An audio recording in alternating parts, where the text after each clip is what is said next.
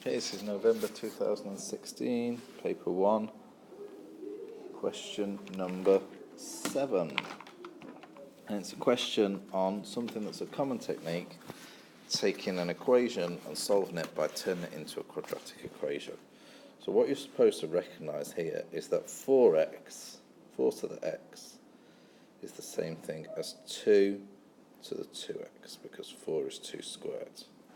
And that 2 to the 2x plus 2 is the same as 4 times 2 to the x, because 2 squared is equal to 4. So you can rewrite this equation as 2 to the x squared plus 4 lots of 2 to the x minus 3 equals 0. Or if you prefer, y squared plus 4y minus 3 equals 0.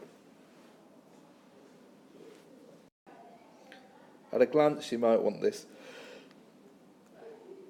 to factorise, because you think 3 and 1 makes 4, but one of them's going to have to be negative. Anyway, it boils down to this doesn't factorise. So using the quadratic formula,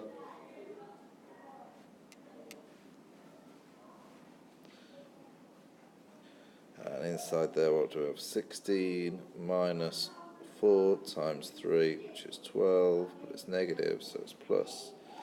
So that's minus 4 plus or minus the root of 28 over 2, which is minus 4 plus or minus 28 is 4 7, so this is 2 root 7 over 2, or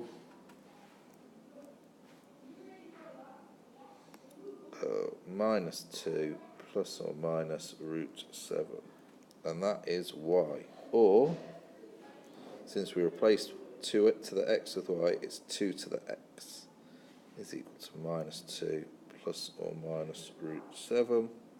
Oh, hang on, we're going to have a problem here, because 2 to the x is always going to be positive. So I have to reject the option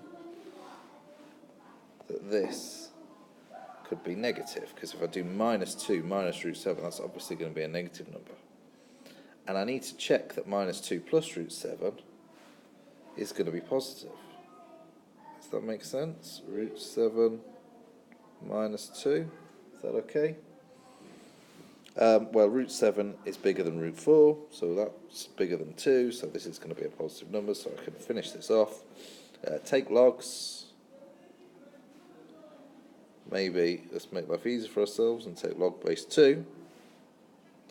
Log base 2 of 2 to the x, well, log and 2 to the power of are just inverse functions. That leaves me with x on the left, and on the right I've just got log base 2 of root 7 minus 2, which is the answer.